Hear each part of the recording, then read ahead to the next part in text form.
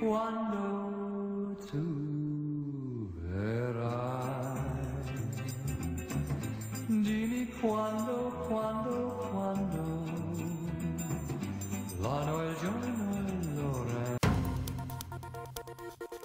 No, it's not Quando, it's Quanto, believe it or not.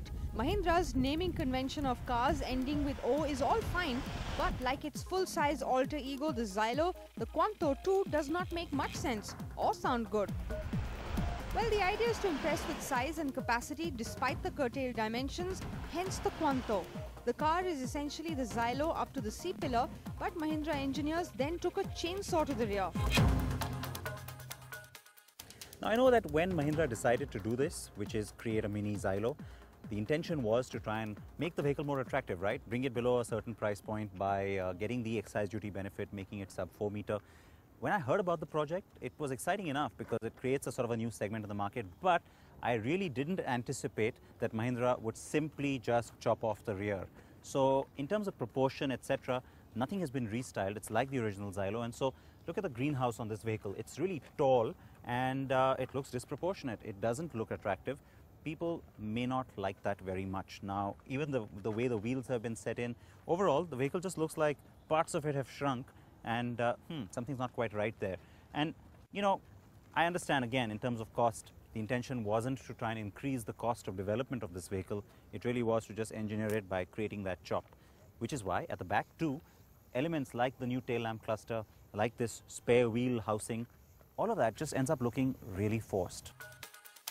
But forced or not, Mahindra certainly believes size does not matter, and instead, price does.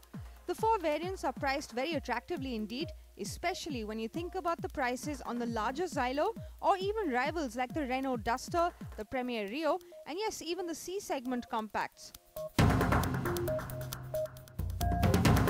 Onto the drive, yep, the Quanto looks a bit strange, but it drives better than expected. The shorter size and lower profile tires help give it a different character than the Xylo. Because ground clearance is slightly lower, the car handles better, though body roll does still creep in.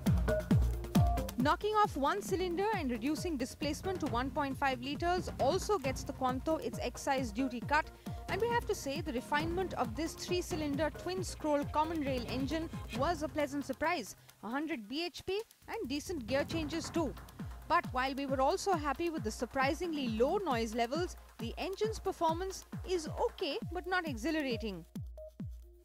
The interiors of the cabin could also have been more attractive, and they're too Xylo-like. But that was expected. Ride height and seat position is great for a car this size, and you still sit tall. Boot space was yet another surprise, though those jump seats are best left folded up.